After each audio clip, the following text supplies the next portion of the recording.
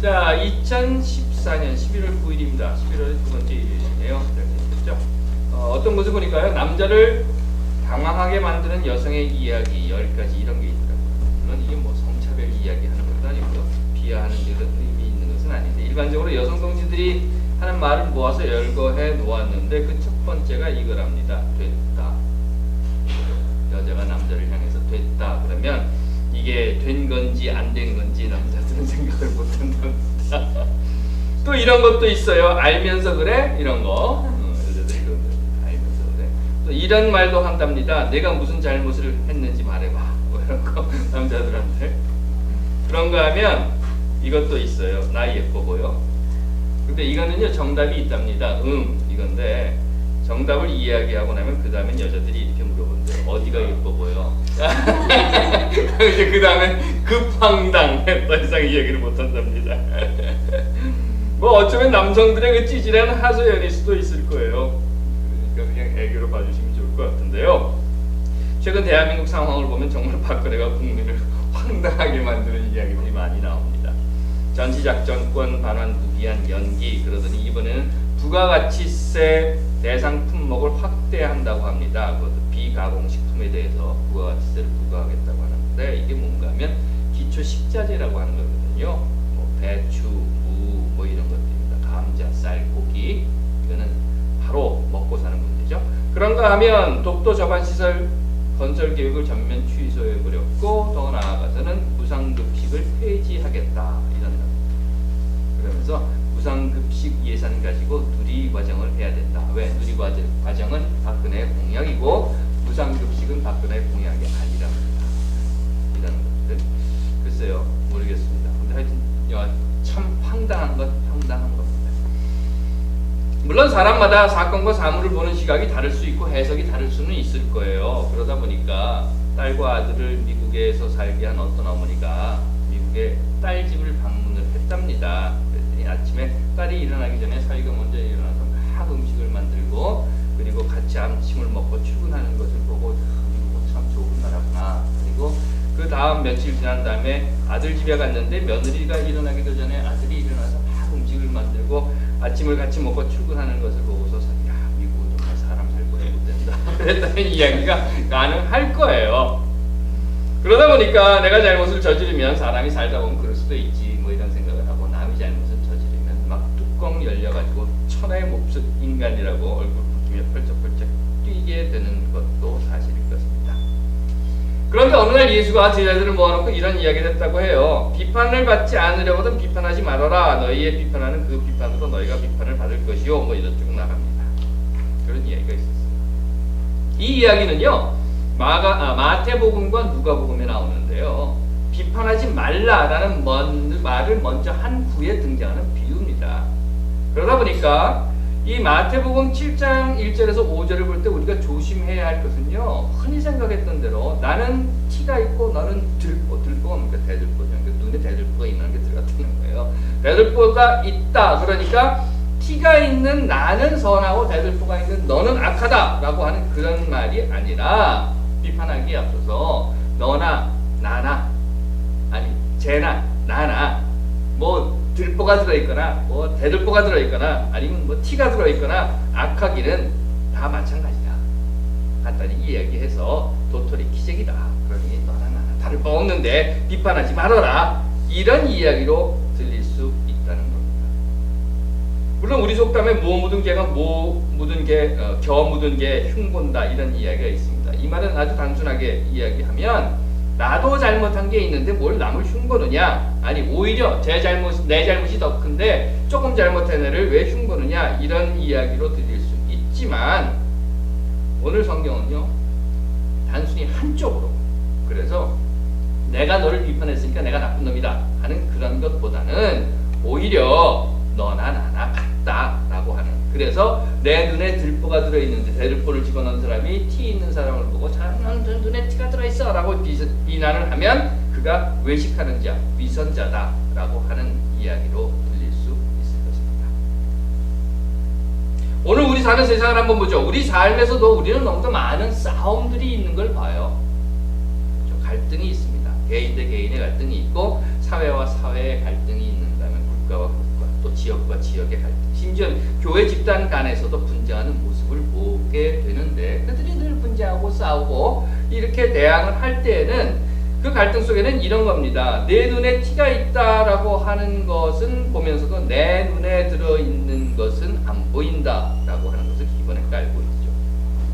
하지만 제대로 살펴본다면요, 한쪽에는 이따만하게 큰 것이 들어있고 한쪽에는 조그만 것이 들어있다 하더라도, 결국 그렇다 하더라도 불구하고 둘 다 사실은 제대로 보지 못하고 있다는 겁니다. 들보가 있어서 보지 못하고 티가 있어서 보지 못하고, 그러다 보니까 나는 깨끗하고 나는 정당하고 나는 옳고 너는 더럽고 너는 부정하고 너는 틀렸다라고 싸우는 거죠.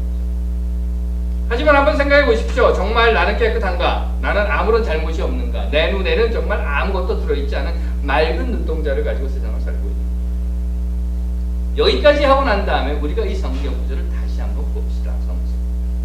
그러면서 그 앞에 우리가 믿음이란 건 무엇인가 하는 것을 생각해 보고자 합니다. 믿음이란 무엇인가? 믿음, 하나님을 믿는 사람으로 세상을 산다는 것, 그것은 무엇인가 하는 이야기예요. 만일 우리가 하나님을 믿고 예수 그리스도의 말씀을 듣고 따라 사는 이유가 나만의 유익을 위한 것이라고 하면 그건 잘못 믿는 겁니다. 그건 여러분들이 다 알고 계시는 거예요. 우리가 하나님의 약속을 믿고 예수의 말씀을 따라서 세상을 살고자 하는 것은 내가 변화되고, 그리고 변화된 나를 통해서 이웃이 변화되고, 이웃이 변화됨으로 해서 세상이 변화되게 하기 위한 것입니다. 그것은요, 세상의 변화를 위해서 우리로 하여금 적극적인 선을 행하도록 요구하시는 그 하나님의 요청에 따라서 우리의 삶으로 응답하는 겁니다. 그게 믿음이라고 하는 거예요. 그렇기 때문에 기독교는요, 아유 저건 안 돼, 저건 더러운 거야, 가까이 가지 마, 이거 아니에요. 아이고 저건 온통 울퉁불퉁 굽은 길이야, 저런 곳에 가서 놀지 마. 또는 이건 죄악이야, 이건 더러운 거야, 그거 건드리지 마. 저런 데 가지 말고 저런 거 건드리지 말고 여기 깨끗하고 반하고 안전한 곳에서만 놀자 하는 것은 결국 기독교가 아니라는 것입니다. 그렇다면 기독교는 어떤 겁니까? 더러운 것을 치워서 깨끗하게 하고, 울퉁불퉁하고 굽은 길이 있으면 그 돌을 골라내고 땅을 파내서 곧게 펴야 하는 것이고, 죄야 악이야 하는 그 어두운 곳에 빛이라고 하는 것을 들고 들어가서 그곳을 밝게 해야 하는 것입니다. 그것이 기독교입니다. 그걸 위해서 우리는 팔을 척척 걷어붙이고 그 안으로 들어가야 되는 겁니다. 그리고 이것을 위해서 우리가 해야 하는 것을 적극적인 선이라고 생각을 한 겁니다. 그리고 예수는 그렇게 살아왔습니다. 권력자들을 향해서, 기득권을 지키기 위해서 백성들을 죄인으로 몰아붙이고 몰아세우고 있는 종교를 향해서, 자신들의 이익을 더 만족시키기 위해서 가난한 자들의 옷을 빼앗는 자들을 향해서 그들의 생각과 삶을 힐난했고 비난했고, 그들에게 독사의 자식이라고 야단을 치며 욕을 했었던 겁니다.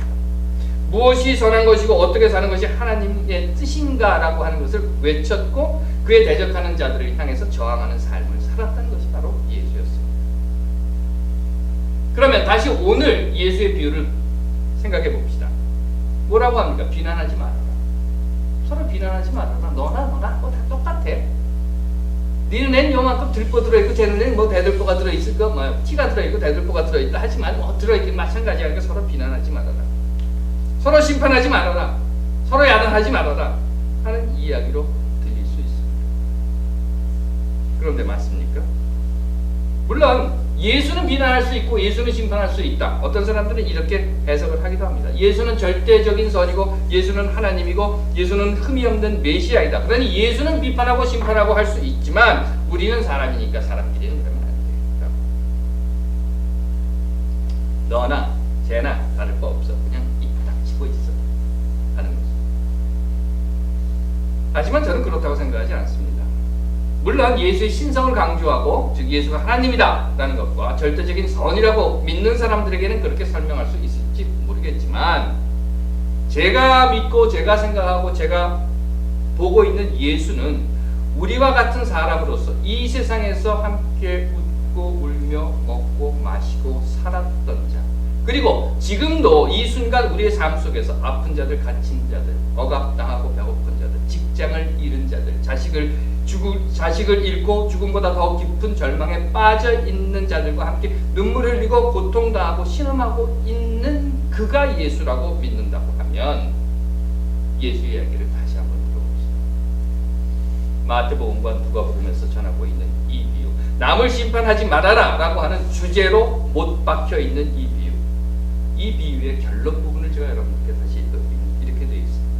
내 눈 속에 대들보가 들어있는데 어떻게 남에게 내 눈 속에 티를 빼내주겠느냐 할 수 있느냐. 그러니 위선자들아, 먼저 내 눈에서 대들보를 빼내어라. 그런 후에야 내가 다른 사람들의 눈에 들어있는 티를 빼내주겠다라고 하는 말이라도 할 수 있는 것이다.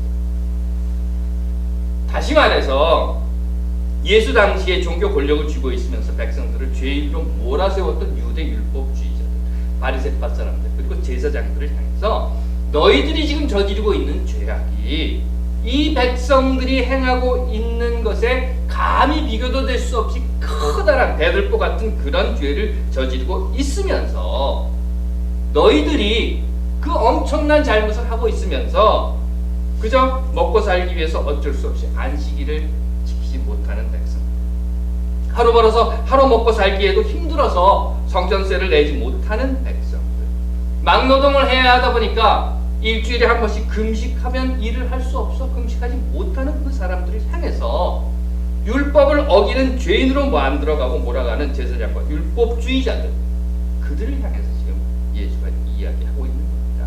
너희들은 사람을 사랑하라고 하는 하나님의 가장 근본적인 뜻은 저버리고 너희들이 갖고 싶어하는 권력과 너희들의 기득권을 지키기 위해서, 너희들의 밥그릇을 챙기기 위해서 그저 백성들을 죄인으로 몰아가고 있어. 그 백성들이 저지른 잘못, 그래 있다고 하자. 그건 요만한 티밖에 안 돼. 하지만 너희들이 저지른 죄는 애들뿐만 한 거야. 그런데 너희들이 지금 와서 백성들에게 와, 내가 너희들을 속죄해 줄게, 너희 눈에 있는 티를 뽑아줄게 라고 이야기할 수가 있느냐. 바로 그렇게 그 티 같은 잘못을 저지른 자를 향해서 대들보 같은 잘못을 저지른 자들이 몰아붙이고 있는 그 행위에 대해서 예수께서는 이야기하고 계신 것입니다. 다시 말해서 이 비유는요, 상호 간의 문제가 아니라, 그래서 서로 다 잘못했어, 너도 잘못했고 나도 잘못했고 다 잘못했으니까 서로 비난하지 말자 하는 것으로 이해되어 왔었던 지금까지의 이해와 해석을 여러분들이 다시 한번 생각을 해보신다고 하면 이것은 아주 특정한 집단, 이미 앞에서 말씀드린 종교 권력자들 그리고 기득권자들을 향한 예수의 외친다는 것입니다. 간단히 말해서요, 이 말은, 이 비유는 너나 나나 다 도토리 기재기야 이것이 아니라, 이 비유는 우리가 살아가고 있는 이 세상 안에서 공공연히 자행되고 있는 관계, 갑과 을의 관계 속에서 갑을 향한 비유라고 하는 것입니다. 갑, 너희들의 눈 속에 들어있는 대들보를 먼저 봐라. 너희들의 눈 속에 들어있는 대들보가 있는데 을의 눈 속에 들어있는 티끌을 보고 너희가 지금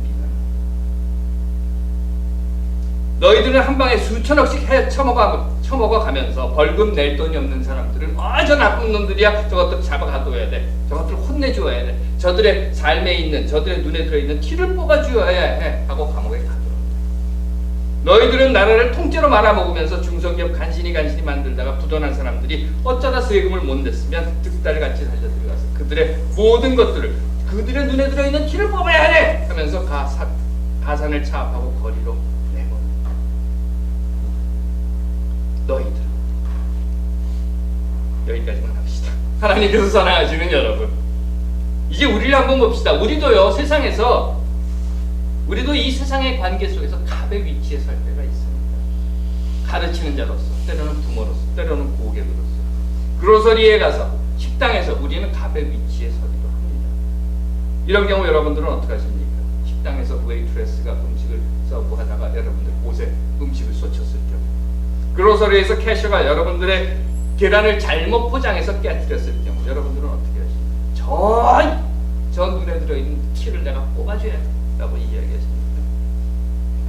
하지만 또 우리는 을의 위치에 서기도 합니다. 그런 경우 어린아이들의 밥그릇을 빼앗으며 국민들의 고열을 짜내서 자신들의 배를 불리고 국민들의 입과 귀를 틀어막고 가려버리고 권력으로 역사를 왜곡하고 자신들의 이익을 위해서 통일을 가로막고 있는 그 갑을 향해서 우리는 어떻게 합니까?